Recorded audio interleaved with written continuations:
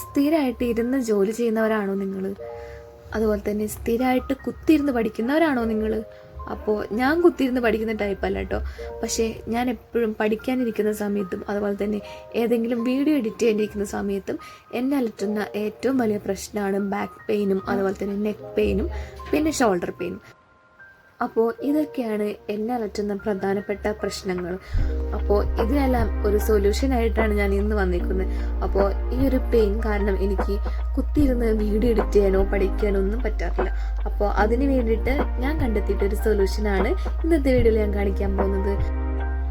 അപ്പോൾ ഇത് Seer സീക്രട്സിൻ്റെ deep tissue balm ഓയിലാണ്. ഇതിനകത്തുള്ള മെയിനായിട്ടുള്ള ഇൻഗ്രീഡിയൻ്റ് എന്ന് പറയുന്നത് വിൻ്റർ ഗ്രീൻ, ചോൾമോഗ്ര ആൻഡ് ചതമൻസി ആണ് ഇതിനകത്തുള്ള മെയിനായിട്ടുള്ള ഇൻഗ്രീഡിയൻസ് എന്ന് പറയുന്നത്. അപ്പോൾ ഇത് 100% ആയുർവേദിക് പ്രൊഡക്റ്റ് ആണ്.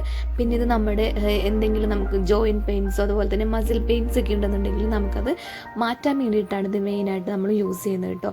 അപ്പോൾ ഇത് യൂസ് ചെയ്യേണ്ടത് എങ്ങനെയാണെന്ന് വെച്ചാൽ ജസ്റ്റ് ഒരു 2-3 ഡ്രോപ്സ് നമ്മുടെ കയ്യിലെടുത്തിട്ട് ജസ്റ്റ് നമുക്ക് എവിടെയാണോ പെയിൻ ഉള്ളത് അവിടെ നമ്മൾ നന്നായിട്ട് സർക്കുലർ മോഷനിൽ മസാജ് ചെയ്ത് കൊടുക്കുക.